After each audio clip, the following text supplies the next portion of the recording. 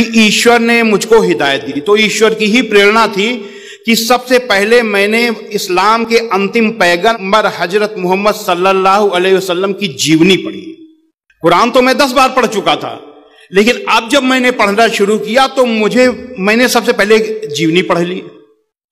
जब जीवनी पढ़ी तो मुझे ये लगा कि जिन आयतों को हमने आतंकवाद से जोड़ा था वो आयतें आतंकवाद के विरोध के लिए आई। यानी जो युद्ध हुए वो युद्ध अन्याय और अत्याचार से लड़ने के लिए आए, न कि अन्याय और अत्याचार को करने के लिए आए। क्योंकि इस्लाम के अंतिम पैगंबर हजरत मोहम्मद सल्लल्लाहु अलैहि वसल्लम पर अत्याचार हो रहे थे। जब आप मक्का में दुनिया का सबसे बड़ा सत्य, यूनिवर्सल ट्रुथ, ला इलाहा इल्लल्लाह, परमेश्वर के सिवा कोई पूज्य नहीं है, ये बता रहे थे, तो मक्का के आपके ही कबीले के लोग, कुरैश कबीले के लोग सबसे बड़े विरोधी हो गए और आपको तरह तरह से सताने लगे। आपके अनुयायियों को भूखा प्यासा नंगा अरब की तपती रेत पर लिटाया गया और यह भयानक अत्याचार 1 साल 2 साल 3 साल नहीं, लगातार 13 सालों तक चलता रहा। लेकिन धन्य है हजरत मोहम्मद सल्लल्लाहु अलैहि वसल्लम, जिन्होंने अपने अनुयायियों से कहा सब्र करो, सब्र करने वालों के साथ अल्लाह है।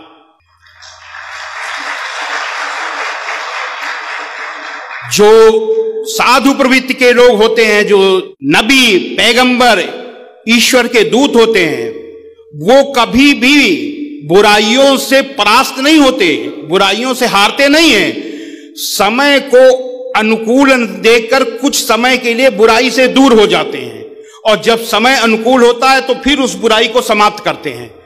तब जब हजरत मोहम्मद सल्लल्लाहु अलैहि वसल्लम ने देखा कि मक्का में अभी समय अनुकूल नहीं है, तो आप मक्का से मदीना चले गए। लेकिन शैतान तो शैतान, आपका पीछा वहां भी शैतानों ने नहीं छोड़ा। आपने एक संधि की, समझौता किया और समझौता अपनी शर्त पर नहीं, उनकी शर्त पर किया। जितनी उन्होंने शर्तें ला दी, सारी की सारी शर्तें मान ली, इसलिए मान ली कि शांति स्थापित हो जाए। 13 साल तक लगातार अत्याचार अन्याय सहने के बाद किसके लिए सहा? केवल इस बात के लिए कि ईश्वर के सिवा कोई पूज्य नहीं है। केवल इस वाक के लिए आपने 13 साल अत्याचार आपके अनुयायियों ने सहा। तो जब मदीना चले गए तो मदीना में भी जब शुरू हुआ वही षड्यंत्र, तो समझौता किया, उनकी शर्तों पर समझौता किया।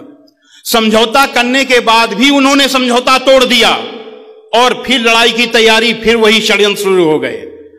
तब कुरान मजीद में अल्लाह का, ईश्वर का आदेश आया हजरत मोहम्मद सल्लल्लाहु अलैहि वसल्लम पर। कुरान मजीद के सूरा 22 आयत नंबर 39 में, जिन मुसलमानों से खामखा लड़ाई की जाती है उनको इजाजत है कि वे भी लड़ें, क्योंकि उनके साथ जुल्म हो रहा है। जब सारे रास्ते बंद हो गए, यही तो हुआ था महाभारत में, जब कौरवों ने पांडवों पर अन्याय किया। पांडव कौरवों के पिता धृतराष्ट्र जो कि राजा थे, उनके पास गए और कहा ये हमारे साथ अन्याय हुआ है। तो उनको अपने बच्चे का मोह था, धृतराष्ट्र को। उन्होंने सोचा मेरा बच्चा है, मैं इनकी बात क्यों सुनूं। उन्होंने कहा आप लोग जानो, दुर्योधन जाने। कहे नहीं, आप अगर चाहिए तो, आप अगर राजा हैं, अगर आप निर्णय दे देंगे तो ये लड़ाई बच जाएगी। नहीं नहीं नहीं, आप दुर्योधन से बात करो, उन्हीं से बात करो। वो लोग चले आए। श्री कृष्ण जी ने कहा कि चलो एक बार हम लोग दुर्योधन के पास भी चलते हैं। दुर्योधन कौरवों के सबसे बड़े भाई थे और राज्य के उत्तराधिकारी थे, शहजादे थे। तो जब उनके पास गए, श्री कृष्ण जी ने कहा कि देखिए ये 5 पांडव हैं और इनको दाल रोटी के लिए 5 गांव दे दीजिए, और हम लोग युद्ध नहीं चाहते, आपने सारा राज्य ले लीजिए, केवल 5 गांव दे दीजिए। तो दुर्योधन ने कहा सुई की नोक के बराबर भी अगर आपको जमीन चाहिए तो युद्ध करना पड़ेगा, जंग लड़नी पड़ेगी। तो जब कोई रास्ता नहीं बचा, बातचीत के सारे रास्ते बंद हो गए, तब दोनों सेनाएं खड़ी हुई आमने सामने जब खड़ी हुई, अर्जुन ने देखा कि हमारे सामने हमारे ही चचेरे भाई, हमारे दादे चाचे, हमारे गुरु सब खड़े हैं जिनसे हमको एक राज्य के लिए लड़ना पड़ेगा। तो उन्होंने कहा कि राज्य मिले या न मिले हम भीख मांग लेंगे, लेकिन हम लड़ेंगे नहीं। उन्होंने तीर धनुष को रख दिया। जब उन्होंने रख दिया तो ईश्वर का आदेश आया, जैसे कि मक्का में हजरत मोहम्मद सल्लल्लाहु अलैहि वसल्लम के ऊपर आया था, यदृच्छया चोपन्नम स्वर्ग द्वारम पावृतम सुखना क्षत्रिया पात लभंते युद्ध मीदृशम। अय अर्जुन, स्वर्ग के खुले हुए दरवाजे के समान अन्याय इस तरीके के युद्ध को, जो अन्याय अत्याचार और अधर्म के विरुद्ध लड़ा जाता है, ये भाग्यवान क्षत्रिय यानी किस्मत वाले लड़ाके ही पाते हैं। हतो वा प्राप्त स्वर्गम जित्वा वा भोक्षसे महीम तस्मादुत्तिष्ठ कौन्तेय युद्धाय कृत निश्चया। और अर्जुन, अगर इस धर्म युद्ध को, जो अन्याय अत्याचार और अधर्म के विरुद्ध लड़ा गया है, इसको लड़ने में अगर तू मारा जाएगा तो तू स्वर्ग को जाएगा, अगर जीतेगा तो पृथ्वी का भोग करेगा। इसलिए युद्ध का दृढ़ निश्चय करके खड़ा हो जा। अच्छे त्वमिमं धर्म्यम संग्रामम न करिष्यसि ततः स्वधर्मम कीर्तिम चहित्वा पापम अवाप्स्यसि। किंतु यदि तू इस धर्मयुक्त संग्राम को, इस धर्मयुद्ध को नहीं करेगा, तो जो तेरा यश है कि तू बहुत बड़ा तीरंदाज है, तेरा यश समाप्त हो जाएगा, तेरा धर्म खत्म हो जाएगा और तू पाप को प्राप्त होगा और नरक को जाएगा। तब फिर युद्ध हुआ। ठीक इसी तरीके से वहां राज्य के लिए युद्ध था, यहां ला इलाहा इल्लल्लाह, परमेश्वर के सिवा कोई पूज्य नहीं है, इसके लिए युद्ध शुरू हुआ। क्योंकि बातचीत के सारे रास्ते बंद हो गए। धर्म युद्ध मर्यादित होता है, इसलिए सूरा 2 आयत नंबर 190 में इस युद्ध को मर्यादित किया अल्लाह ने कि जो लोग तुमसे लड़ते हैं तुम भी खुदा की राह में उनसे लड़ो, मगर ज्यादती न करना, कि ज्यादती करने वालों को अल्लाह नापसंद करता है। इसीलिए हजरत मोहम्मद सल्लल्लाहु अलैहि वसल्लम ने मदीने के 10 साल के प्रवास में जितनी भी लड़ाइयां लड़ी, बड़ी लड़ाई को बचाने के लिए छोटी छोटी लड़ाइयां लड़ी। ये नहीं कि और जैसे वहां लड़ाई अधर्म के लिए, अधर्म को समाप्त करने का, ऐसे ही अधर्म को समाप्त करने, अन्याय अत्याचार को समाप्त करने, बड़ी लड़ाई को रोकने के लिए, शांति की स्थापना के लिए, अशांति के रोकने के लिए, एक बड़ी हिंसा को रोकने के लिए छोटी हिंसा की गई। और बड़ी हिंसा को जब रोकने के लिए छोटी हिंसा की जाती है तो वो अहिंसा होती है, हिंसा नहीं होती।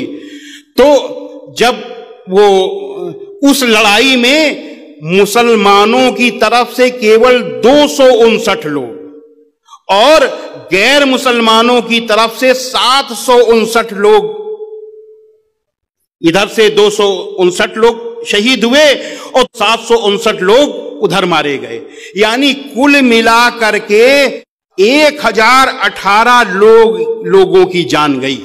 केवल 1018, 10 साल में जितनी भी लड़ाइयां हुई केवल इतना ये मर्यादित युद्ध था।